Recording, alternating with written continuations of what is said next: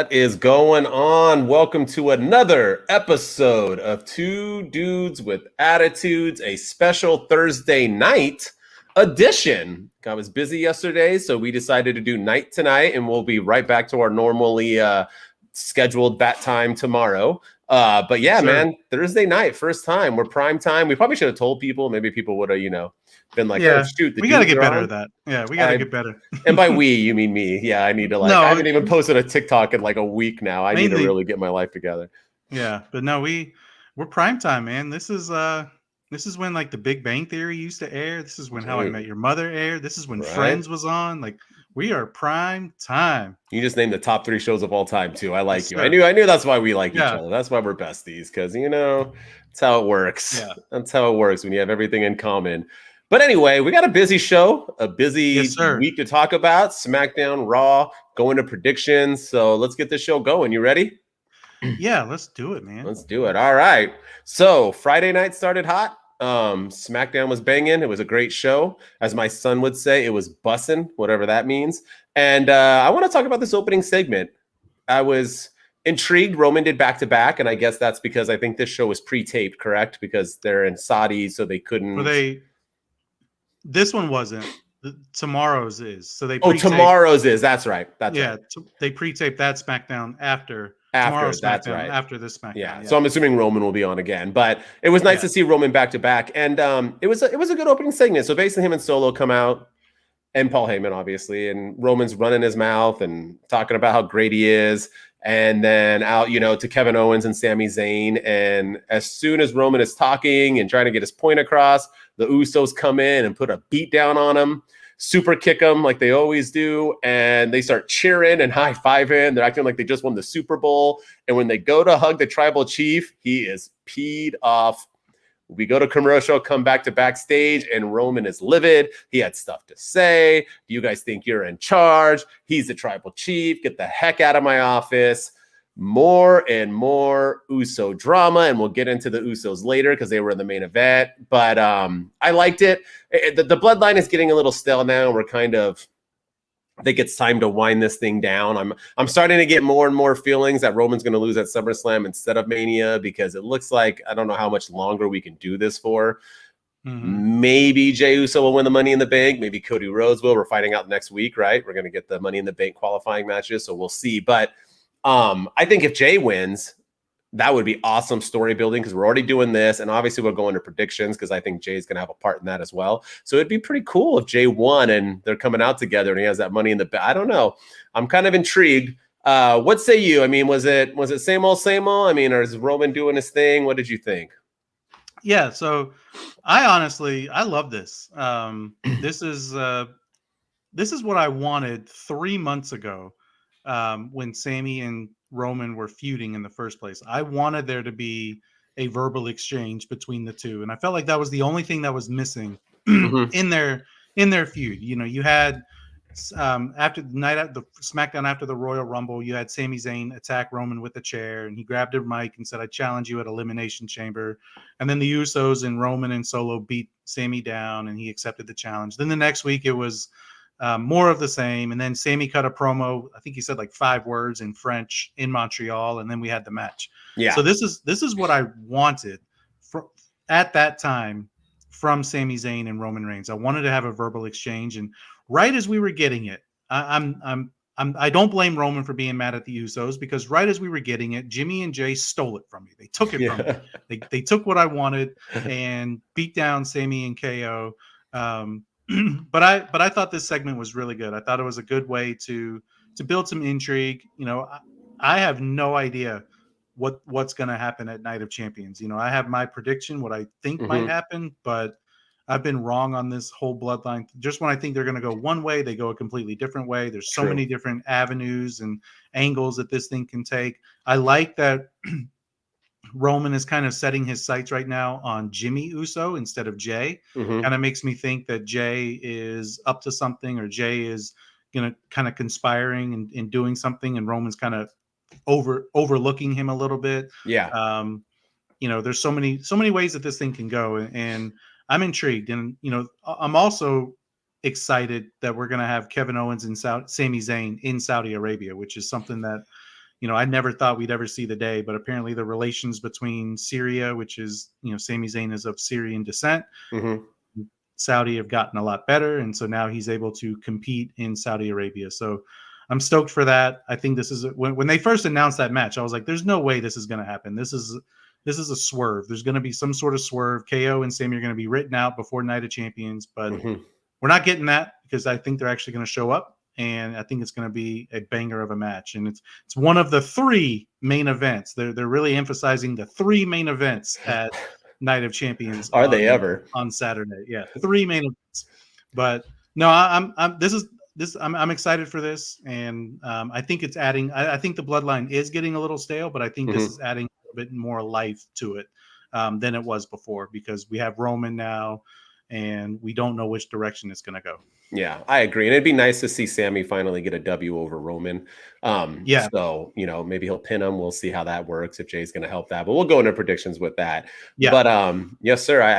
I like it. I'm intrigued. I do think it's weird that the main title isn't being defended, but maybe that was to not take away from Seth and AJ's title. So maybe that's why they did it. But either way. Yeah. Either it's way. Also, he just celebrated 1,000 days. I think yesterday was his 1,000th day. Yeah, it's supposed to be the whole thing. That was his 1,000th. Yeah. Yeah. So I hope they at least do some sort of coronation or a new championship or something. Dude, they might tonight. Yeah. Yeah. I think we would have found that out though, because it was pre-taped. So yeah, maybe not a new title, but they're definitely going to talk about it. Maybe next week on SmackDown or like a live episode, they'll do something when they're back stateside. But yeah, I don't know. I think it's time.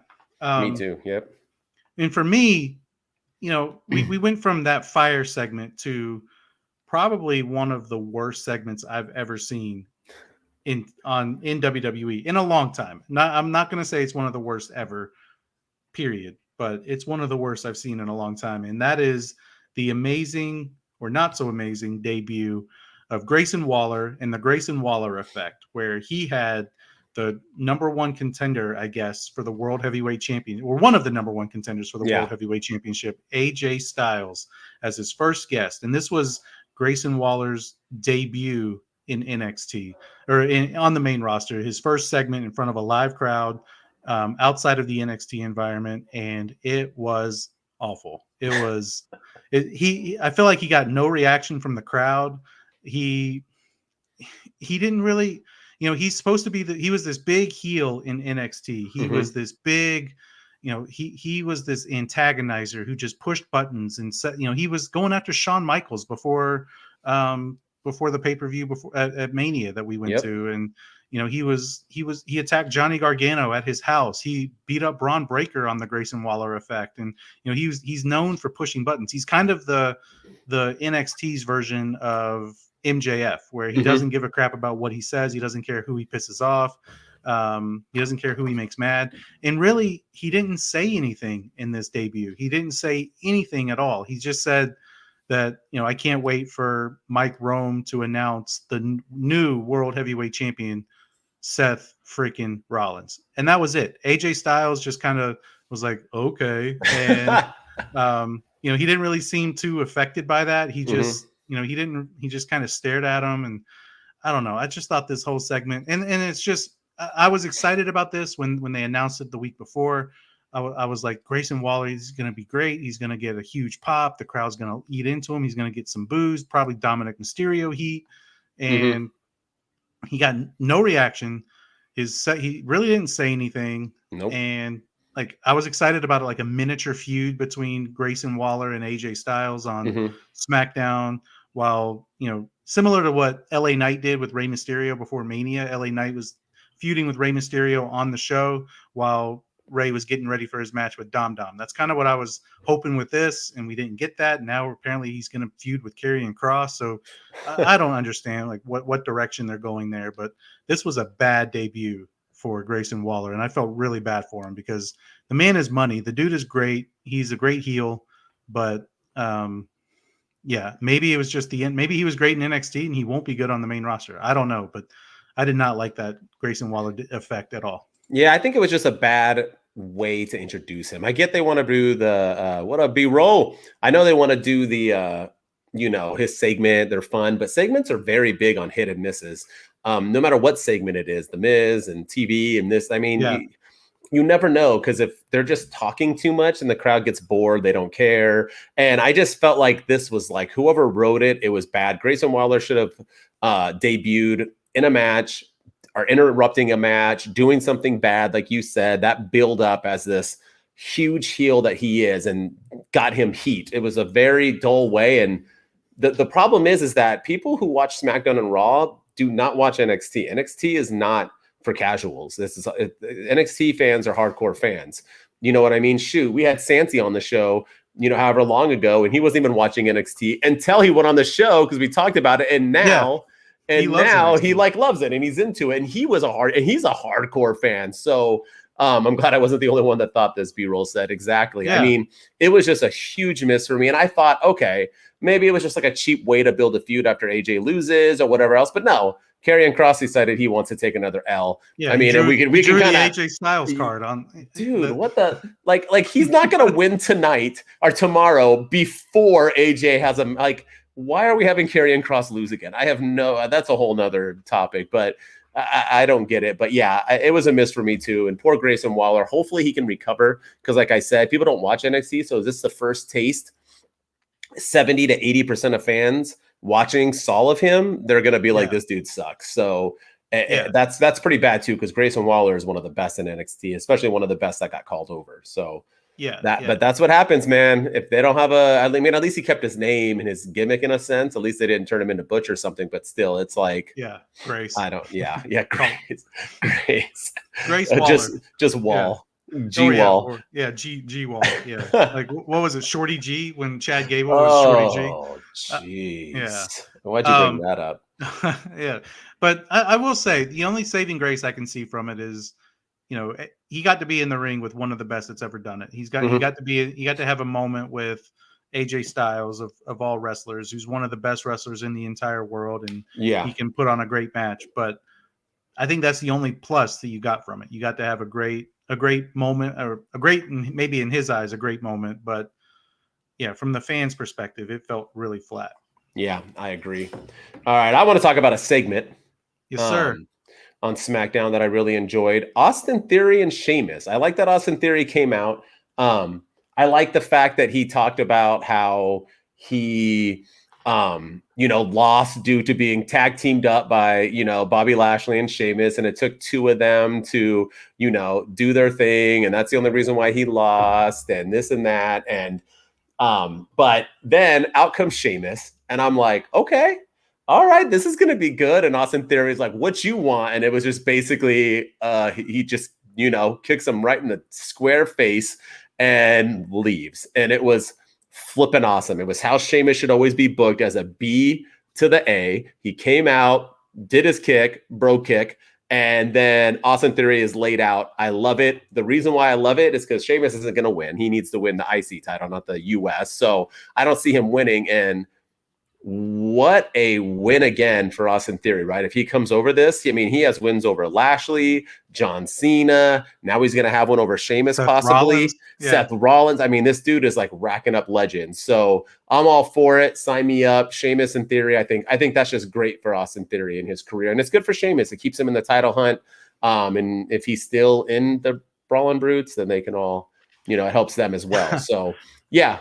Yeah, that was the one thing. We talked about this offline, but earlier in the night we had the Pretty Deadly match against the Brawling Brutes, and Sheamus. First of all, Sheamus is the reason that match happened in the first place, was because the week before he wanted to leave because he was down in the dumps and wanted to go get a pint, and Pretty Deadly showed up, and they're like, "Oh, you don't need a pint. We're Pretty Deadly," and then they had a match, they had a backstage moment, and then Sheamus this week is nowhere to be found at ringside with the Brawling Brutes. He doesn't come to ringside with them. And then no, he was on the mic. He was on the headset, wasn't he? Oh, that's right. Yeah, was he on that's right. Yeah, he was on commentary. The only reason why I know that is because Wade Barrett was like totally like talking about how much he like thought they were hot and into them, and Sheamus was like, dude, we're friends in real life, bro. This is weird. He like gave him like whatever you say. Right. Yeah, he gave him I just remember that because Wade Barrett's like this tough guy, and they were in the their gang together. They're the core unit, not the core, the ones League all the Nations, League of Nations, and he was just like, he's like, which one's pretty, which one's deadly? And he's like, they're both pretty and deadly, and man, are they beautiful. And Sheamus was like, okay.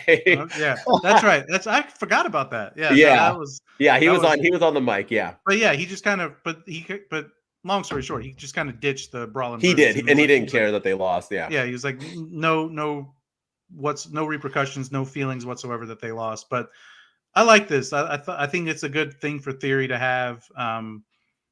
He didn't win the World Heavyweight Championship. He got pinned in that whole tournament thing, which I never thought he should have taken the pinfall. But I'm glad that he has something to do, and I think Sheamus is the perfect opponent for him. I think, one thing that caught my eye was Theory is just getting better and better on the microphone. He really is. He's getting more and more confident. I love the line that he said where, he was like, I just beat John Cena at WrestleMania. The last time you beat John Cena was 12 years ago. No, he said I was 12. Didn't he say 12, when I was 12? Yeah, I think he said I was 12. Yeah. Yeah, I was 12, which and I think he's like 26 now. So it was like 14 years ago. But and then I liked his little, that's not a theory, that's a fact. And I'm wondering if that's going to become a catchphrase or a t-shirt. I want his t-shirt that he has now, the ATL, the Austin Theory Live. I dig it, man. It's nice stuff. Yeah, no, but I loved it. But yeah, and I think Sheamus, this is exactly how you need to book him. And he's being booked like a badass. He came out and hit that bro kick and then just dropped the mic, didn't say anything. This is exactly what I want to see from Sheamus. And I think, the matches that these two guys are going to have, whenever they are, if it's not going to be at Night of Champions, but whenever they have this match, I think it's going to be a banger. I agree. So, but let's talk the main event, which we get more of the bloodline and more dissension amongst the bloodline as we get the LWO, Rey Mysterio and Santos Escobar against Jimmy and Jay. And, I thought this was a good match. Probably it was definitely match of the night, in my opinion. I like that, Jimmy and Jay, they put on a good show. They put on a great match. They work at a fast pace. They seem to go with everybody. It doesn't matter who they're in the ring with. I feel like the Usos can go with anybody. They can go the high flyer route like Santos and Rey. They can go the brawler route with guys like Brock Lesnar and other guys. They can go with anybody. And just seeing them week in and week out is just proving that they're one of the greatest tag teams of all time. And this story that they're telling with Roman is fantastic. But we saw Kevin Owens and Sami Zayn interfere, and they cost the Usos the match. And there was Roman Reigns. It ends with Roman Reigns he was disgusted, and he said something to Solo, probably most likely teasing some sort of punishment for the Usos for yet another loss. And yeah, it was just more tension, more dissension in the bloodline. Again, I feel like we're finally getting to the next chapter of this story, and I'm here for it. I'm ready. I'm kind of ready to see something happen at Night of Champions. I don't know what I want to see happen, but I want to see something similar to what happened at the Rumble when we finally got that moment where Sami turned on the bloodline. I want to see something happen like that at Night of Champions. I think we're getting there because we need to get to the next chapter of this story.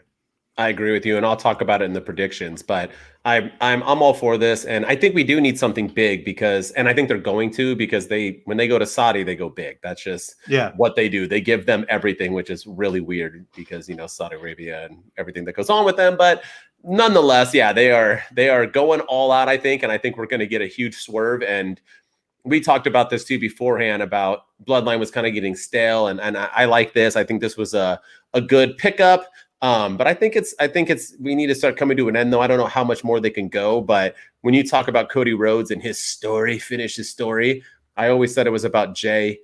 I would love to see Jay win that Money in the Bank. I would love to see Jay then walk out with the bloodline, with him having that briefcase. I think that would be intriguing and fun stuff, with Roman constantly thinking it's not going to happen. And then he turns his back like he always does. Wha-bam in the back, and Jay gets that win and cashes in. I would love to see that. And what better way to end it? Jay winning, and he wins by cashing in. I mean, it's gonna be legend. Wait for Wait for it. it. Dairy, baby. It's gonna be legendary. So 100%. So I'm all for it. We'll see what happens. We'll get into the predictions, but yeah, I think it's gonna be good stuff. And with that said, we fade into Monday Night Raw, my dude. And speaking of good stuff, I think now I'm gonna go into meh stuff. Meh, All right. Yeah, bring it on. meh. I don't know. Some people hated this stuff. I saw some people loved it. I think people were like not in the middle. I'm the only one who's in the middle, I think.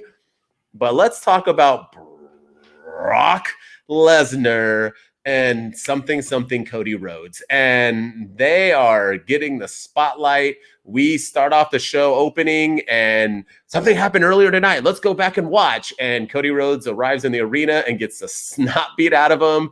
And then he lays up against a garage door and for whatever reason decides to put his arm out, which was literally pointless. And Brock Lesnar's like dope and basically bashes that arm. He breaks it. So we go to Cody getting wrapped up. He comes down after Brock Lesnar comes out into the ring, and Cody wants more. He takes that wrap off. He's all about that life. And Brock Lesnar then puts him in that move that he has that I think they call a Kimura, and he breaks it again. They even show the slow motion where he's like, waka, and Cody's like, ah. And so he breaks that, and then you think it's done. But no. We have 3 hours of Raw, which means we need as much Cody Rhodes as we can get. So we go back to end the show after the main event. We go into a backstage promo where Triple H needs some airtime, and he pops up on the screen and he's like, brother, you can't do this.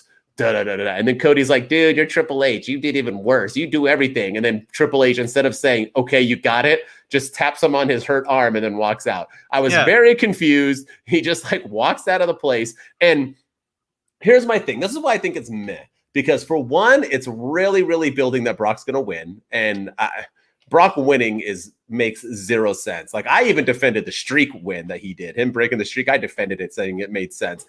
This would make zero sense for Cody right now to lose. But if Cody wins, they are really, really, really turning him in to John Cena. He's on our TV constantly. He's getting backstage promos from Triple H, and now he's getting the snot beat out of him only to overcome and then win with a broken arm against Brock Lesnar. He might as well just do the freaking attitude adjustment, and we just got like John Cena wrapped up in a little bag. And the thing is that Cody Rhodes is anti-John Cena. He is like not like CM Punk in a sense, but that's not who he is. He's not John Cena, and I don't know why. You can comment and respond. Maybe I'm off with this, but we were talking about this a couple of weeks ago or last week that I thought he was already turning into John Cena. I'm just like, have you seen those memes where it has like a guy and then he starts turning into something and then he's like finally something else? That's what I'm seeing with Cody Rhodes, is that he's just slowly becoming John. I'm just waiting for him to come out like saluting, and he's going to be like in the Marine 8. And I'm just like, I don't even know how many there are. I haven't seen any of them, but it's like, I don't know what's going on with Cody, but like you should have brought him in as like a BA hardcore dude who likes to beat people up, and that's why he gets cheered. And around the range of a Stone Cold Steve Austin without the beer drinking. Don't have him come in and be John Cena. And dude, all I see now is John Cena. I'm sure Santi's excited. Dude, that's 2 name drops this week, this episode of Santi. But maybe he's watching. And the sad part is I'm rocking my Cody Rhodes shirt, and the reason why is for that reason, because I'm so like, this is Cody. Like, I don't want to see Cody. Like, no, thank you. I don't want to hear Cody Rhodes sucks like as he comes out. Cody Rhodes sucks. I don't want to hear that. So, am I off? Am I tripping? I don't know. I have been in full agreement with this, that we're getting too much Cody. TMC, too much Cody. We run TMC. Right. It's just he how many segments does he have to have per week? He's Dude. getting backstage segments. He's got matches. He's cutting promos. And don't forget we had the Paul Heyman opening too, where he said that he was putting over Brock Lesnar. Like I thought they hated each other. Yeah, and then, I thought the same thing. And then he's like, I had nothing to do with that. And Cody Rhodes is going to find out what happens when you run into a beast like Brock Lesnar. It's just like what is going on? But we're getting way too much Cody Rhodes right now, and I don't understand, like, because it's not, if it's not broken, don't fix it. Cody Mhm. Rhodes was over. Cody Rhodes had, the fans love Cody Rhodes. He's got a dope theme song. The man is fire on the mic. The Mhm. dude is great in the ring. The fans love him. He's already over. You don't need to shove him down our throat There it because of is. how Shove them down over our he is. throats. Yeah, and People turned. that's Yep. exactly what they're doing. And I think this further solidifies too just why Roman Reigns winning at WrestleMania was 100% the correct decision, because I do think, with, imagine if Cody was the WWE undisputed champion right now, and the booking he would be getting. I Oh. think the fans would be completely turning on him at the moment and Mhm. wishing that Brock Lesnar would reclaim the undisputed title, or saying, I think more fans would be complaining about it now if he was champion than they are that he's not. But it's too much Cody. He's being booked like Superman. Like I can't tell you. And also, I'm over the whole, you're not medically cleared to compete. You let the man wrestle at a paper in a Hell in a Cell with a torn freaking pec. Right. And now it's like, oh, like they did the same story a few weeks ago. Adam Pearce was like, Cody, you're not medically cleared. You're not medically cleared. And Cody Rhodes beat up a bunch of security guards. Mhm. And then this week, Triple H, you're not medically cleared. Like, stop with this story. Stop with this angle that he's not medically cleared. Like, it makes no sense, because you let the man wrestle with a torn pec. So, Mhm. if he has a broken arm, like that he's not medically cleared for, but Yeah. a torn pec, oh yeah, you can go, no problem. Mhm. Like, come on, like, that whole story, like, is stupid, and I'm over that. I did kind of dig the Triple H appearance though, even though it was odd, it was weird. It kind of Yeah. makes me wonder, like, is Triple H gonna be a heel authority figure? Is he the reason that Brock turned on Cody? Because Mm. Cody destroyed the throne in AEW, and it's, what if they call back to that because Cody hates Triple H, and Triple H and Cody, Okay. they're not wrestling each other anytime, because Triple H obviously can't go, but he could be that heel authority figure that is the reason that Brock is attacking Cody. I would love to see that, but we probably won't get that. I don't know what they're doing, but Mhm. I'm just I'm over this Cody Rhodes Brock Lesnar stuff. And yeah, they are giving us way too much Cody. He keeps refusing ambulances, and he keeps getting up from brutal attacks and walking Mhm. away because he's Mr. Tough Guy. It's just complete Super Cena all over again, and Super Cody now. And Mhm. I'm over it. I'm over it. I'm with you, and you had awesome points on everything you said, and I totally agree with you that if he would have won the belt, they would be booing him. Fans are still into him because they want him to win the belt, so that's the only thing I think is keeping him alive right now with the fans. Yeah. So yeah, I agree with it all. I like Triple H though getting that revenge. That's a good one. Yeah, I'd be down for that, and I hope that that's the angle that they go, and I hope that Mhm. that's maybe why Triple H is tapped him on the shoulder, like, okay, I got Yeah. something for you, like, and maybe that's the big reveal, and that's the story. But I don't know what they're gonna do. But one thing too, you had Paul Heyman open up Monday Night Raw, who's on SmackDown. So you talk That's a about good point. your draft, the draft that you spent all this time saying that. Um, it's going to be exclusive. Roman's going to be Mhm. on SmackDown, and the World Heavyweight Championship is going to be on Raw. And like, yet again, you screw up your own draft. And you Yep. also had like people from NXT appear on SmackDown too. The women's Yeah. NXT tag team champions, I think, or yeah, it was Yeah. Yeah. something They like run. that. Yeah. Yeah, they showed up on SmackDown, and it's just like, Mhm. why? Like, they're still on NXT. Like, there's three separate. I don't know. Yeah. I'm ranting right now, but just little things are just bugging me with WWE recently, and the draft is just proving more and more just how irrelevant and stupid it was. It's all for ratings. Yes, sir. Yeah, 100%. But I want to go from the meh to the and that is the beautiful, intelligent, lovely, wonderful Better watch yourself. Trish freaking Stratus, Becky Lynch. No, She both of looked them. good too, dude. She Yeah, looked good too. both Don't of hate them on got her. it. Both of them got it going on. I gotta say, before you talk, Trish Stratus is smoking hot when she makes Becky Lynch look a little not as hot. Yeah, Like, because Becky Lynch is smoking, and then Trish comes out, and you're just kind of like, eh, yeah, she yeah, aight. yeah. Trish is the girl is on another level. But anyway, God obviously created her to be. Yeah. But she is a bombshell. But man, I got to say that this contract signing between Becky Lynch and Trish Stratus was money. They both cut great promos.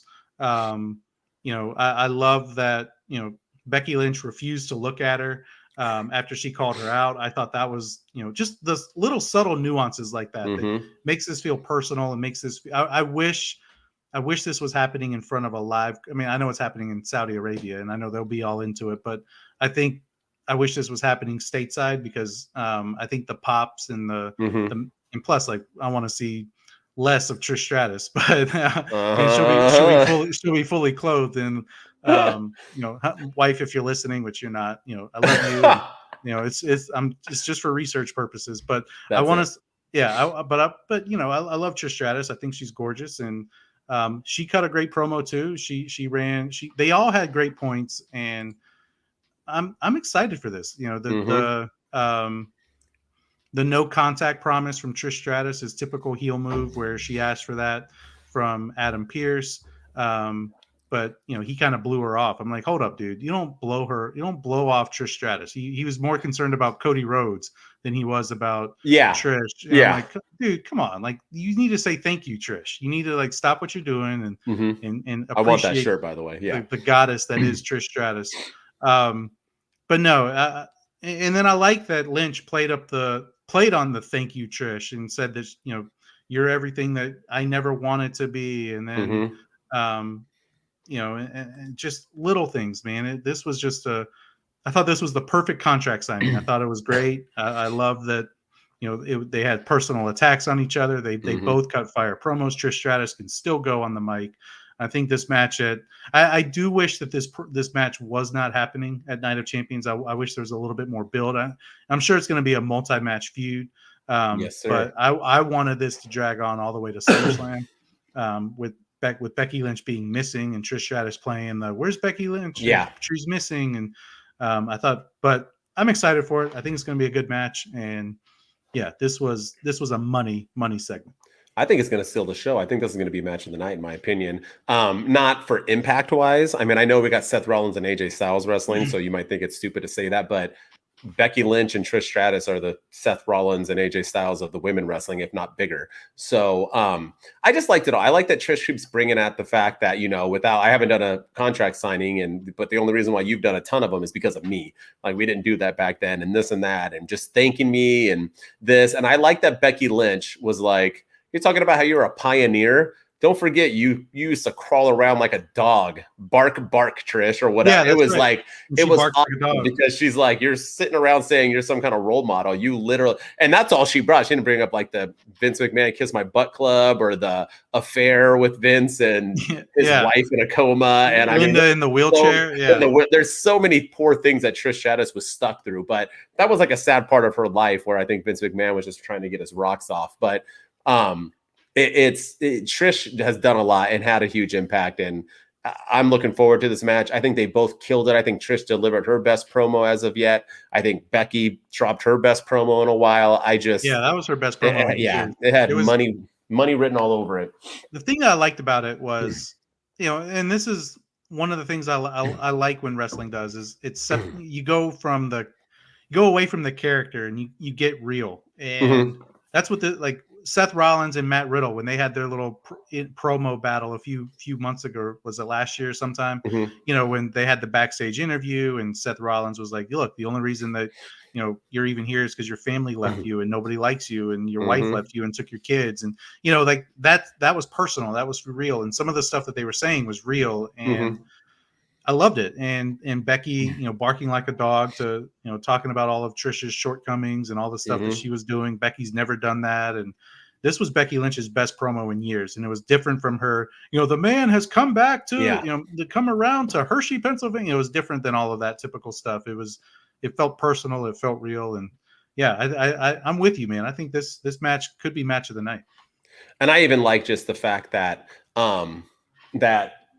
Trish did the chicken shit heel thing where she flipped the table and then ran away. It was just nice, and Becky Lynch was just like, whatever. I dug it all. Felt good. I'm Good stuff. typically over contract signings because they all end the same way. Yeah. But this was done perfectly. There was no contact. Nobody went through a table. There was no Hmm. none of the shenanigans where, okay, I signed the contract, now let's have a fight. It was just they signed the contract, Trish flipped the table and then ran away. It was a Hmm. perfect ending to a good segment. I agree. And talking about good, let's go into more good. I want to talk about my crew, Yes, my sir. homies, my brother from maybe the same mother, Mr. Dom Dom, Finn Balor, Damian Priest, Rhea Ripley, the Judgment Day. We have been talking about this forever, that the Judgment Day does not get the respect they deserve. They come off as this BA group and then they get beat up all the time and lose. They couldn't even have a deal with the Bloodline and doing dirty work for them, and Bloodline won and then they lost. And I was like, dude, what are like WrestleMania was a joke of a night for them both nights, other than Rhea. It was been disappointing. And last week, they got a bunch of big wins. And I was telling you, this is what they need to do. We agreed, like, this is the way you need to do it. And I got nervous this week. It was announced that Finn Balor was going to wrestle Shinsuke Nakamura, who I don't think has lost really, other than that the triple threat or whatever. And then we go on with Dom Dom versus Apollo Crews, who, if I'm correct, was his first match back from his NXT call up. And I was like, oh my gosh, both my dudes are going to take L's. And no. I've always said, doesn't matter how you win. If you're a heel, you can win any means necessary. Finn Balor stomped on Shinsuke's chest and pinned him, and Dom Dom got a legit win over Apollo Crews.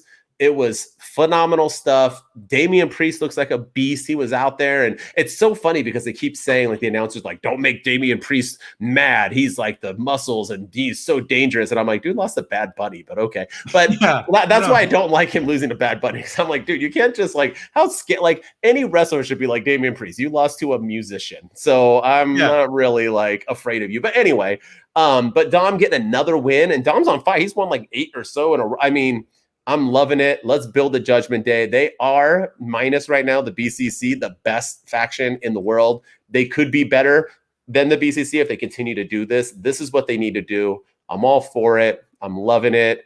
Let's go Judgment Day. Good booking on Triple H. Let's keep it. It can't just be Rhea. Let's keep it going. And I like too that they were split up, but Finn still like talked about it, because Finn was like, I'm going to wrestle Shinsuke, because if you mess with you mess with Damian Priest or whatever, you mess with all of Judgment Day. We're like a unit. And so I like that they talked about that. I did want to point out something, though, because there's so much greatness going on. I don't know if you saw on TikTok that they all got like matching tattoos, but Finn Balor wasn't there. So I was curious on that, because the rumor has it that Finn was going to get kicked out of the group and yada, yada.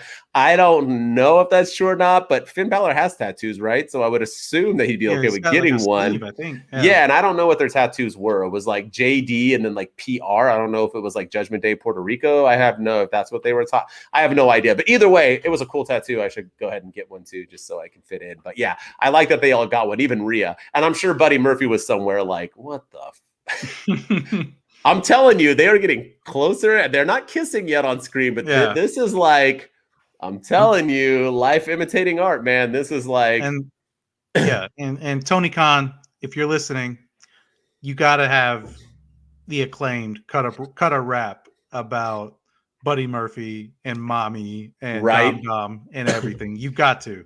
I'm not normally a big fan of the WWE references. I'm okay when the Acclaim does it, because it's funny, and it's just like when they brought up the Vince McMahon mustache. But yeah, you got to have them cut a promo or cut a rap. I agree, about Mommy and Buddy Murphy and the love triangle with Dom Dom or something. Call him Mom and Dom Dom. What you can do, whatever you want to do it, but you got to do something. But Judgment Day is hot. They're on fire. The cool thing that the one thing though that I will say is, I don't like that they're not at Night of Champions. I feel like they earned, like, the entire Puerto Rico card was booked around Damian Priest and Bad Bunny. There was all this talk of, Priest is going to get a big push now, and Finn Balor is going to get a push for the World Heavyweight Championship, and none of them are on the, except for Rhea Ripley, but none of them are on the card for Night of Champions. And then it kind of makes me wonder too, like, where do they go next? Because is Damian Priest going to win Money in the Bank? Is Finn Balor going to win Money in the Bank? I don't know, but I'm digging what they're doing with Judgment Day. I was a little disappointed that we didn't get more of, there was no follow up on the JD McDonough, Dolph Ziggler attack, and Mhm. because we talked last week that they interviewed JD McDonough backstage, and you could see Finn Balor back there staring at JD, and so it made me wonder, like, are we getting a new member? And they didn't really follow up on that at all. So I Maybe thought it we was. will. Yeah, I hope so. And I mean, it's only been a week, so Yeah. we got to give it time. But I'm digging what they're doing with Judgment Day. This is how they should have booked them. Stop having them lose. Stop having them lose big matches. Stop having them. I don't even if Damian Priest or Finn Balor are not, or if they're gonna take L's, or they're not gonna be, you're not gonna put them. You don't have plans for them in the championship picture. I don't even want them in the Money in the Bank qualifying matches. I want them to remain a group and just keep doing their thing and keep dominating and keep winning, because you lose your luster when you have them lose all the time. And I think that could hurt them. If Finn Balor loses a Money in the Bank qualifying match next week to Mustafa Ali or of all people or something, I think that could hurt them. Or if he doesn't win Money in the Bank, I don't know. But I'm digging what they're doing with Judgment Day. I'm excited. I'm excited to see Rhea Ripley. Always excited to see Rhea, but I'm excited to see what she does at Night of Champions. I was surprised we didn't see Natalya at all on Raw.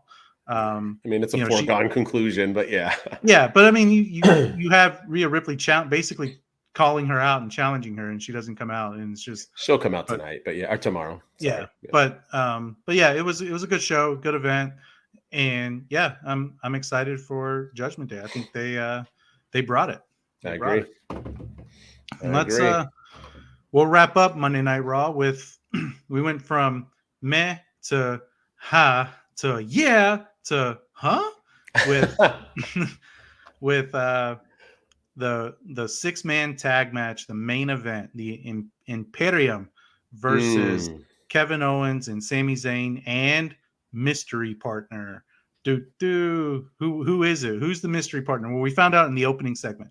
It was literally, it did not go on long. No, like they made it a story, like who's going to be their partner, like going into the show, and then literally find out 15 minutes into the show who it is. But yeah, and it's not who I thought it was going to be. I really thought, I will say it was who I thought it was going to be, but I was hoping it would be somebody else. We are who we thought we were, and we let him off the hook. You know that, right? If you want to crown their ass, crown their ass. Yeah. God, one of the greatest press conferences of all time. Oh, there's a lot of playoffs. He's Dennis Green. Yeah. Playoffs? Oh, we can go all day. Yeah. Man, we talk about practice. Anyway, continue. Man, I don't even know. Oh, I threw you off. I know. Yeah, it was Imperium and Matt Riddle is the mystery partner. Bro. Like, okay. Talk about questionable booking decision. You had Mustafa Ali, who I don't know, is he no longer positive Ali now? Is he back to just being normal? Yeah, Mustafa? Do you want to bring up that thing? That was very weird. He cut a promo. He's no longer positive, and then Brock Lesnar randomly walks by him and is like, says, "Get a life, kid." And then they've been some great memes. I like to see him on TikTok when it's like when my dad finds out I like wrestling, and he walks by and he's like, "Get a life, kid." Like, I love it. I love the things, but what the was that to make him a joke? And then Ali was just like and left. I was like, what the fudge just happened? Yeah. And then Ali also did, I don't know if he did like a video podcast, like a Instagram thing or a video interview that was caught on like WWE, but he basically cut a promo basically saying that, nobody believes I can win and I can do this and I'm ready and I'm fired up. I've never been more confident. Like, so are they dropping this positive Ali thing? I don't know what they're doing, but the Brock Lesnar thing was weird. It felt unnecessary too. It just felt just like, let the man have his moment. He's going for the and tell me Mustafa Ali is not going to win without telling me Mustafa Ali is not going to win. Let's have Brock Lesnar say, "Get a life, kid," right in the middle of his segment, because like it was weird. It was just weird. But that's who I thought the mystery partner was going to be, was Mustafa Ali, because which would make sense. He's going up against Gunther at Night of Champions, and KO and Sammy have been mini feuding amongst their feud with the Bloodline. They've been feuding with Imperium over the last couple of weeks. Yep. But no, let's get Mr. Bro, Mr. Matt Riddle to come out yet again.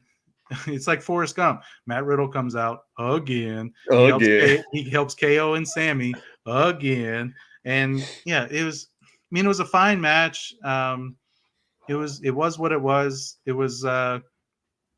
You know, I really don't really know what else to say about it because to me it took a lot of wind out of the Ali sail because I thought if you want to prove that he's a serious contender for the championship and a serious threat to Gunther, which I don't think Gunther's losing that Intercontinental Championship, but WWE didn't have to tell me that on Monday Night Raw, and I feel like they told us that with the Brock interruption.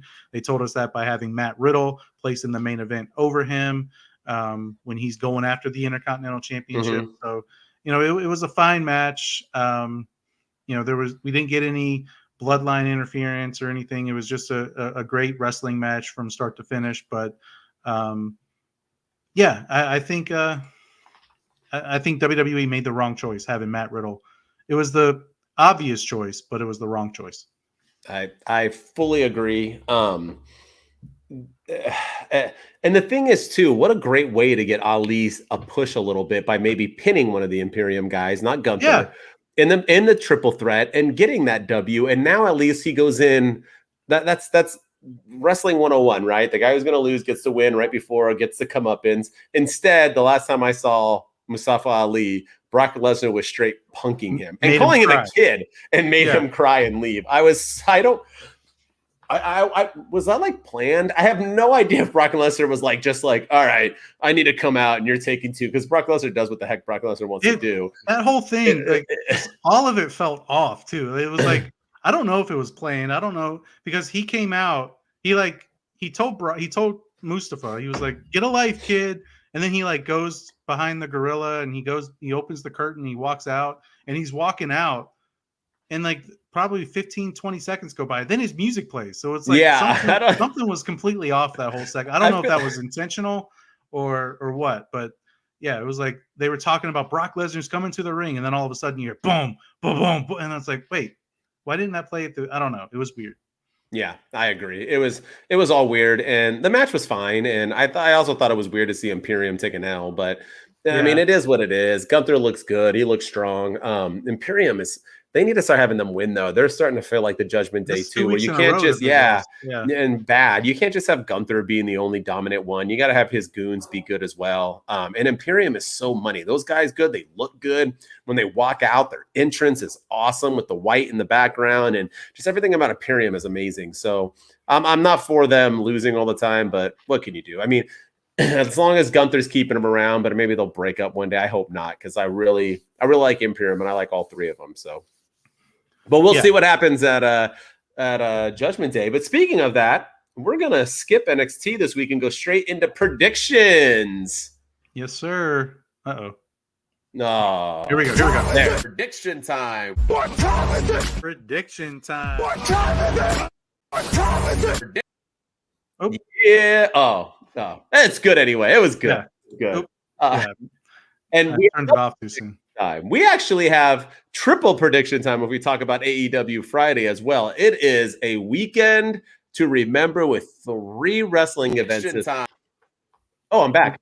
3 wrestling events this week. So let's start off with the first. Well, not the first one technically.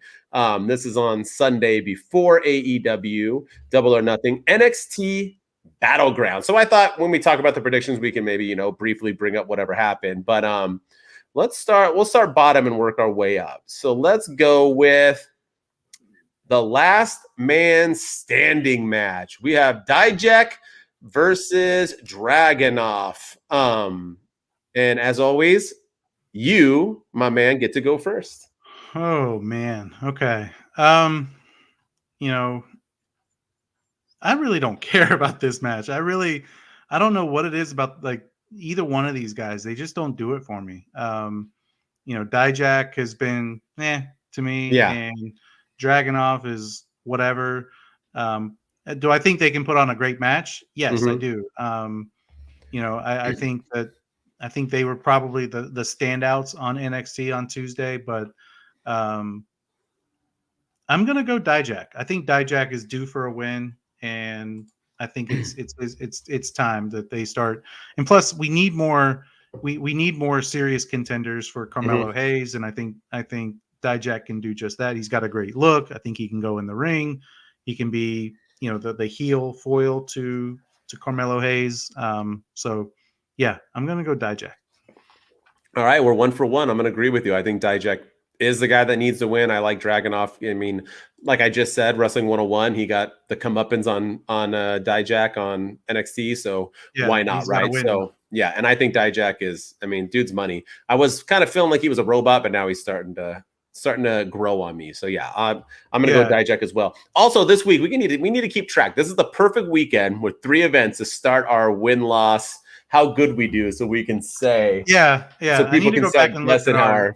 Well, we can just Yeah. start this weekend. Let's just start this weekend. Okay. We'll start now, afresh. There's 3 cards. Everyone's going, and we'll see how we do, and we'll go from there. Let's go the NXT Heritage Cup title match. I had never heard of this before. It must have been like a UK thing, and I didn't really ever watch it. But we got Dragon Lee versus Noam Dar. I think that's how he says his name. He's a weird character. I don't know. Yeah. Another one that I mean, are we AEW now? We just have we have Heritage Cups, we have Owen Hart Invitationals, we have championship belts for the Owen Hart, we have trophies and dynamite diamond rings and like all these things. So I think I'm gonna go with Dragon Lee mainly for name recognition. I know Dragon Lee. I know what he's capable of. He has had some bangers over the last few months and weeks. Going after the North American Championship, and he had some bangers with JD McDonough and Wes Lee at Stand and Deliver when we were there. It was just he has done some fantastic stuff. So I'm gonna say Dragon Lee. All right, I'm going to agree with you. I think Dragon Lee is. Has he lost? Did he lose? Maybe like in a trip. I don't know. I don't think he's getting pushed to the moon, as our homeboy would say. But yeah, I'm gonna go with Dragon Lee as well. I think he'll win the most pointless thing ever and be able to carry around a trophy. So it'll be cool. Good times. All right. Now let's go into the triple threat for the NXT North American title. We got Mr. Joe Gacy versus Tyler Bate versus the champ Wes Lee. I think this is a tough one, but maybe I'm wrong. Who you got? I know who I don't have, and that's Joe Gacy. I think he always seems to lose. He always seems to lose when everything's on the line, or whenever talk about not winning the big one. This guy, I don't know what it is. He just NXT does not book him strongly. They always have, they have Schism lose every other week apparently. But so I don't think Joe Gacy's going to win. But I also don't think it's time to take the belt off of Wes Lee. So I'm going to pick Wes Lee to retain. But I think Schism gets involved. I think I know Tyler Bate and Wes Lee have kind of had a little bit of an alliance together, and but not. But not. So I think Tyler Bate may turn on Wes Lee, and they started having like a personal rivalry going forward. But I think Wes Lee's going to retain. All right, I'm going to go with Wes Lee loses. I'm gonna go. Now I got to get one here. I mean, there's always a surprise, and this is nothing. I think Wes Lee is amazing. I just stated that, I don't know, last week or a couple of weeks ago, that I was like, when he won the belt, and I saw HBK like humping him and loving him, and I'm like, all right, if the God likes him, then the GOAT, I like him. And I've watched him, and holy crap, he is great. But he can still be great without a belt. He's had it for a while. I think it's time for him to lose it. I think the smart money's on Tyler Bate, so they can start that feud because they're bickering. But I'm gonna go. Shocking. I'm going to do what you said isn't going to win at all. I'm going Joe Gacy, winning that belt and making Schism feel important. And I'm going to go Tyler Bate costing Wes Lee the title. I think he's going to do something that costs him, and we're going to have Joe Gacy be the new NXT. I think Joe Gacy's money. He's the more. Oh, I do too. Yeah. Ever. And I think Schism needs a push, and it looks like they're trying to. So, and he's been talking about this. He needs a lead by example stuff or whatever. So I'm gonna go.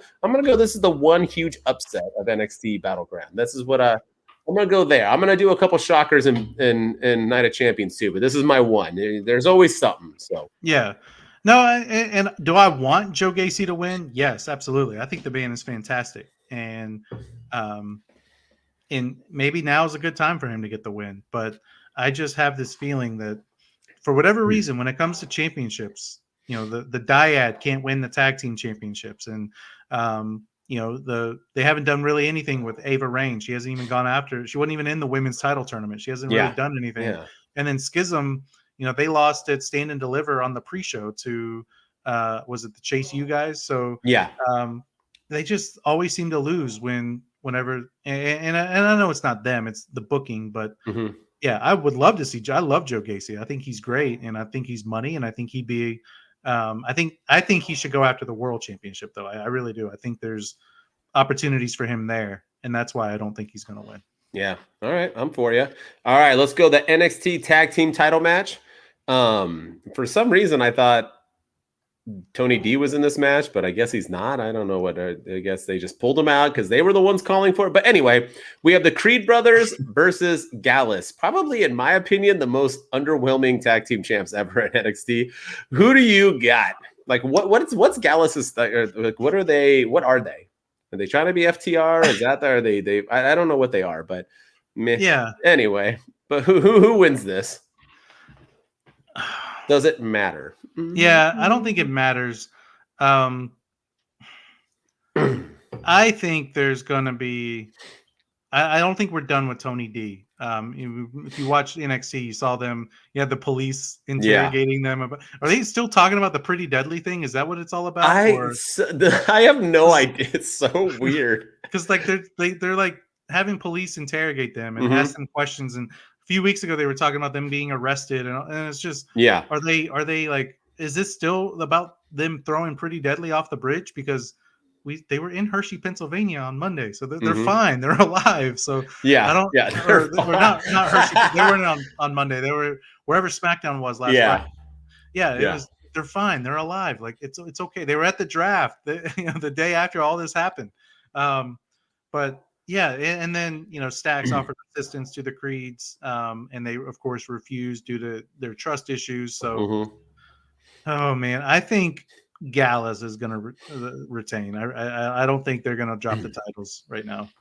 I agree with you. For whatever reason, they like Gallus. They're going to keep it on them. They're like boring to me, but the Creed brothers are exciting to me, and I like the homegirl that hangs out with them too. But what can you do? But yeah, I'll go with Gallus as well. Let's go into something that I thought was controversial. NXT Women's Title Tournament Finals. We got Valkyria versus Tiffany Stratton. And don't get me wrong, Tiffany Stratton is smoking hot. She's got a rack that goes on for days, and she has improved a lot. But if you were going to go babyface versus heel, it 100% should have been Cora Jade versus Roxanne Perez. There's history. They're more important. And Cora Jade has been around forever and is getting zero. I have no idea why they booked this.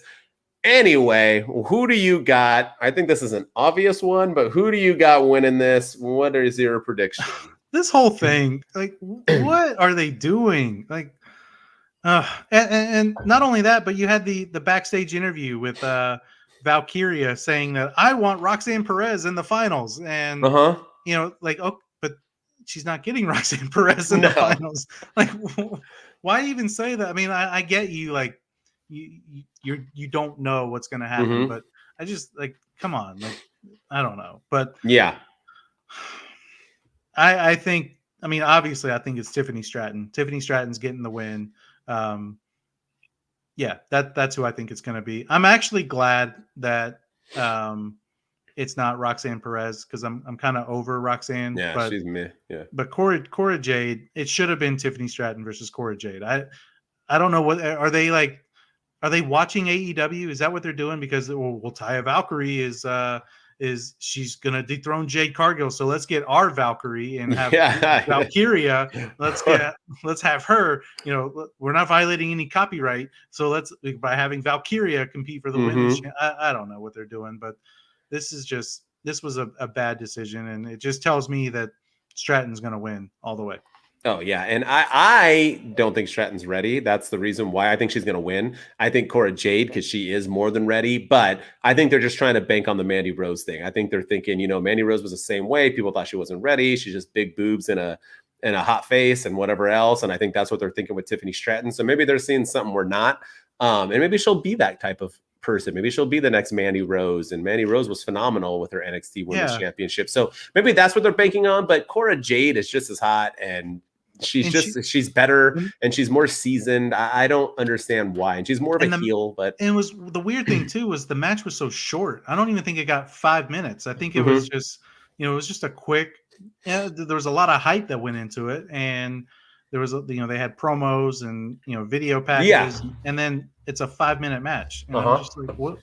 Do they not like Cora Jade? Did she do something wrong? Yeah, she beat her up at the end, but still it was, I agree with you. I agree.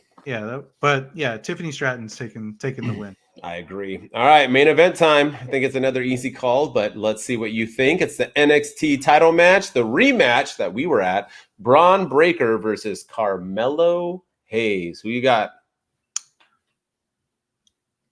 Carmelo Hayes. Carmelo Hayes is taking the win. Braun Breaker's going to give him. Braun Breaker's going to beat him down. And it's gonna be similar to the Cody Brock match at Backlash, I think, where Braun Breaker's just beating the snot out of Carmelo Hayes, but he locks him in some sort of submission, the Steiner recliner or whatever it is, and Carmelo Hayes rolls out of it, and somehow Braun Breaker's on his back and pins him 1, 2, 3, and Braun Breaker is shocked, and then he beats up everybody he beats up refs, he beats up security, he beats up commentary, he beats up anybody that can walk. He beats up Carmelo Hayes and Trick Williams after the match. But so it's going to make Braun look strong, but I think Carmelo Hayes is going to get one of those types of victories. I fully agree with you. That's what I was going to say. Good call. I think it has to be Carmelo. It's like, is this his second defense? I mean, he's not going to lose it already. Yeah. Braun doesn't need it. He just go on and destroy other people. But I like Braun. I like Carmelo. I think Carmelo wins this and ends the night on a high note. Mello is money, my man. Yeah. All right, let's go into our last predictions. Night of Champions. And if you don't know, it's on Saturday at 10 a.m. my time, 10 a.m. my time. Yeah, 1 p.m. Eastern time. Yeah. So if you're literally sitting around your house on a Saturday doing nothing, you can watch it. If not, you'll do the replay like me. So I gotta ask, do you like weekends like this where there's so much wrestling on, or do you? No, well, for one, I have a busy weekend, so it sucks. Yeah. So, like, if I have like whenever I'm like sitting at home and I literally have no plans, nothing's on. And whenever I'm like, oh, let me book my weekend, then it's like triple header of wrestling. I'm like, what in the no? And then it's tough too because then I'm gonna replay all of them. I might watch AEW live, but other than that, I'm still gonna have to watch like 7 hours of WWE and like one night sitting as much as I can before I get spoilers on TikTok. And it's tough, man. It's tough to have this much wrestling. Like I'm not just going to sit at home at 10 a.m. to 1 and then Sunday watch wrestling from literally when I wake up until the end of the night. Cause AEW will be 9 hours long. So I'm not, but what can you do? I don't know. Yeah. But anyway, I am glad WWE's pay-per-views in the afternoon though. It kind of gives you something to watch. You're not having to stay up all night to catch it. So I am glad it's at 1, but 1 for you, 10 a.m. for me. I'm gonna have donuts and coffee while I watch wrestling. It's weird. Yeah, I know. Weird stuff. Weird stuff. All right, so let's start it off with the first match we're gonna talk about is going to be Becky Lynch versus the girl who's never aged, Trish Stratus. Who you got? I think you got to give it to Trish. She's got to win this first match. You can have Becky Lynch, win the war, but Trish Stratus should win the battle. I agree fully. I think it's Trish, and we go on to SummerSlam. I think this will be a best of 3. It'll be Trish, Becky. So I'm going to go off with Trish. All right, let's go to the SmackDown Women's Championship. Another goddess, Miss Rhea Ripley versus Miss Show Her Boobs with My Sister on Instagram herself, Natalya. Who do you got winning? This is probably the only no-brainer, I think. Yes, sir. This is Natalia's gonna take the shock award. No, no. Dom Dom's turning on Rhea, and he's gonna grab the mic and say, "I got a new mommy now." Ooh, No, I saw that Instagram. it's Rhea Ripley, 100% Rhea Ripley. The SmackDown Women's Championship will remain on Monday Night Raw, and Rhea Ripley will take the victory. I love it. Yeah, I got Rhea too, and I think it might be a squash match. I think Natalia is about to take a dive for her and push Rhea to the moon. I don't know why I keep saying that. All right, the Raw Women's Championship. Is this Raw Women's Championship going to stay on SmackDown? Let's see. We got Bianca, Fresh Prince of Bel-Air versus Miss Spit, Not Swallow herself, Asuka. Who do you got? Asuka spits in the face of people who do not want to be cool, but that's a lot more G-rated. I like yours. Yeah. I think Bianca's taking it now. I don't think you're gonna. No offense to the Saudi crowd or the Saudi fans, but Bianca's held that title for over a year, and I think the reign's going to continue. But I don't think you end her title reign there at Night of Champions. I think I think it's going to be a good match. I think I like the build for this much more than their build for WrestleMania. I'm more excited about this than I was about their match at Mania. I do think Asuka is going to beat Bianca Belair and win the SmackDown Women's or the Raw Women's Championship on SmackDown. Yeah. But it's not going to be right now. And I think Bianca Belair gets this one and maybe wins again at Money in the Bank, and then Asuka maybe takes it at SummerSlam or something. Wow. All right. I like it. It's so funny because the first time they wrestled, which we were at WrestleMania, there was awful build, the worst build out of any match on Mania, and I went with Asuka. And now we have a beautiful build where it looks like Asuka should win, and I'm going to go Bianca Belair as well. I was disappointed they gave Asuka another chance because losing back-to-back is embarrassing, but it is what it is. And I think Bianca, talking of Cody Rhodes, is the female John Cena now. So, of course. Hustle, loyalty, and respect. All right. We got the IC Championship on the line, the Intercontinental title. Gunther, the Ring General versus Mustafa Ali, Mr. Get a Life himself. Who is going to win? Get a life, kid. I gotta have that as like a sound clip. You really do. So anytime we say something we don't like, you can just get a life, kid. But this one, I think this is another no-brainer. I think it's Gunther. I do like. I think Mustafa Ali can go. I think he's one of the most underrated wrestlers. Whenever they give him a good character, or, they give him something to do. I think he can go in the ring. I think could be, besides Becky and Trish, I think this could be another banger of a match, a solid match of the night. Gunther can go with anybody. Ali can go with anybody. Yep. I think we're gonna get. I don't think it's gonna live up to the same standards as Sheamus and Gunther from Clash of the Castle, but I think we're going to get those kind of vibes from it. I think it's going to be a match similar to that. Not quite as entertaining, but I think it could be pretty good. I think Gunther wins, but don't be surprised. Saudi gets what they want, and if they want Mustafa Ali to win that belt, and basically, I don't think he was born there, but he is of descent or whatever. I mean, you never know, man. You never know. And then he could be like, yeah, Brock, should I get a life now? I mean, it could be a good follow through. So I don't know, but I think Gunther's hot right now, and moving him to Raw, I think was so he had new competition. So I don't see him losing. I'm going with Gunther, but it's Saudi, man. Don't never say never, dude. I think he's just getting the title shot because of Saudi, so they have somebody representing the country there and doing that. But you never know. So I wouldn't be surprised. I mean, it wouldn't surprise me if Ali. That's why I think it's going to be like they're going to give them time. I think. For sure. They're going to have like 20 minutes, and I think it's going to be a well wrestled match and a well received match from the fans. I think the fans are going to love it, but I think Gunther's going to get the win. Mustafa's going to come up just short, but it wouldn't surprise me if Ali got the victory in Saudi. But Triple H loves having long championship reigns. See Reigns, Roman, Belair, Bianca, Gunther, Gunther. So wait, he's like Mario. His name's Gunther. Yeah, Gunther. Nice. Walter Gunther. There you go. But yeah, like. He loves having long championship reigns, and I think Gunther's reign is going to continue. I agree. I agree. All right, now let's go with the brand new yet not World Heavyweight Championship title. Seth freaking Rollins versus AJ freaking Styles. Who do you got? I think this is another easy one, but maybe I'm wrong. I Yeah, mean, if you're watching Raw and SmackDown, one guy's getting a lot of love and one guy isn't. So one guy's on the Grayson Waller effect, and the other one's on the Captain America set. So yeah, so yeah, I think it's Seth's time.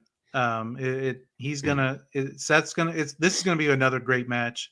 I have no doubt about it. But as it's Seth is gonna be the WWE World Heavyweight Champion. The question is, does this match close the show? I think it has to. no, it's a triple. That's why I think they did 3 main events. I think you have to close with Roman. He is the attraction. Yeah, I know, but I feel like with Roman's not even defending his title, and they're trying to send a message that this is not a consolation prize. This title is prestigious. This title means something. So we're gonna have it close the show over on a pay-per-view that Roman Reigns also is on. Yeah. So I think it should close the show. I don't know. I don't right. know. I don't know if it will, but I think it should. Yeah. All right. Well, in main event number 1, I agree with you. I think Seth Rollins is going to win. I think it's going to be a banger of a match. Obviously, these are 2 of the greatest to ever do it. I'm excited for it, but yeah, I think Seth wins. I don't see why he would lose. They've been building him forever, and I think it'd be awesome to hear him talking crap about Roman all the time about he's the real champion because he defends it and yada yada yada. Plus, we got to look at AJ's next opponent, and that's Karrion Kross, and he's nowhere near ready to compete for the World Heavyweight Championship. And we're gonna they're wrestling tonight or tomorrow. They're wrestling before. It's like AJ's like gimme match before he. But that's it's probably gonna continue. And there's gonna, especially if Seth does win and he moves it over, he comes back to Raw and the title's on Raw. They got to give AJ something to do on SmackDown. So I think that little feud will continue. I agree. All right, 2 matches left. Main event number 2, we got Brock Lesnar versus something Cody Rhodes. Mr. John Cena himself. Who do you got? Brock Lesnar. I think Brock is taking the win. I think Cody's going to give him all he can handle, but Brock's not losing 2 matches in a row. The last time he did that, he wrestled Roman Reigns, and Cody's not yet on Roman Reigns' level. Yeah. And those matches were spread out over a period of time. Brock lost to Roman at Crown Jewel, then he lost to him again at WrestleMania, and then he lost to him again at SummerSlam. So yeah, all those matches were spread out. This one is fresh off the heels of Puerto Rico at Backlash, where Brock took a controversial L. So yeah, I think Brock Lesnar is going to take the win in this match. This is the one I thought was a surprise pick, but I agree with you. I go with Brock Lesnar as well. I think Cody's almost going to win a bunch, and then Brock's going to use that arm to get a submission, and it'll lead to Cody winning the 3rd match. So yeah, I agree with you. I agree. All right, we got Roman Reigns and Solo Sikoa versus Sami Zayn and Kevin Owens in the main event for the Undisputed Tag Team Championships. Who do you got? This one, and how? You got to say who and how. Let's end it strong. This one's hard, but I think Sami Zayn and Kevin Owens are going to retain. And I think, all right, I'll say it. I think Roman Reigns should take a pinfall, and I think Sami Zayn should pin him, and it should come at the hands. It should be because of Jimmy and Jey Uso. They inadvertently cost Roman Reigns the title. They inadvertently, maybe they think they're hitting Sami Zayn with the tag team championship, and they duck and they accidentally hit Roman. And but I think Sami Zayn should pin Roman Reigns in the middle of the ring, and while he's doing it, he stares directly at Jey Uso, making people think that Jey and Sami had this planned all along, planning more dissension and trouble in the bloodline, making Roman think and thinking that Sami and Jey are conspiring against him, and that was part of their plan. And Jey says he has nothing to do with it, causing more paranoia from the tribal chief. So, I You're not putting the title. You're not having Sammy dethrone Roman. You're not. You didn't give Sammy the victory at in Elimination Chamber back in Montreal. Sammy deserves to have a big moment, and I think this could be it. And having him pin Roman Reigns and finally get that victory, and then we move on. We get Sammy done with the bloodline. They move on to other things. Yep. All right. Well, I agree with it. I think what's going to happen, I think Sammy and KO win. I think, like you said, I think Roman has taken his first L since Baron Corbin, which was like 8 years ago, his first pin defeat. I think it's going to be at some time during the show, Roman's going to tell the Usos to stay the F away. At some point in the match towards the end, they're going to come out. Jay is going to try to super kick one of them, and they're going to duck. He's going to hit Roman. Sammy's going to pin him, put him in his move, and win 1, 2, 3. And Roman's finally going to take an L in Saudi. That's why I think it's the main event. I think it's going to end that way with the crowd going home happy, with Sammy and KO beating and Roman finally getting the L. And I think Jay will be like, oh my gosh, I'm so sorry. And that's going to start the end of it, where you don't listen to me. I told you, now you cost me a match. You brought me down to your guys' level where I'm losing and this and that. So I think this is the beginning of the end of the bloodline. And yeah, I got Sammy and KO closing out the night strong. Yeah, and if I like that too. And I do think the Usos get involved. And if you remember on Raw, when SmackDown's Paul Heyman opened up on Raw, I'm never going to live that down. But a guy from the #1 draft pick to SmackDown opened up Raw. He said that the undisputed that Roman Reigns is going to win with Solo Sikoa, and the Usos are going to be sitting at home celebrating their victory. So he hinted that the Usos are not going to be there. Yep. And that tells me that they're going to be there, and they're going to do something to cost the bloodline this match. I agree with you. Well, it's going to be exciting. It's going to be fun. It's going to be a good week, and we'll be back tomorrow on our regularly scheduled program, 10:30 my time, 1:30 everybody else's time, I guess. Since I'm the only dude living in the West Coast. Ish. Yeah, we always start when we want. But yeah, we'll be back at AEW. We'll talk about all the AEW stuff and predictions again. And as always, thank you to Dudes Wolfpack for tuning in to another episode of WWE Wednesday. I'm Mr. MWO. Don't forget to subscribe. Tell your friends, tell your mom, tell your sisters, tell your brothers, and anybody else who watch wrestling or just like staring at two good-looking dudes.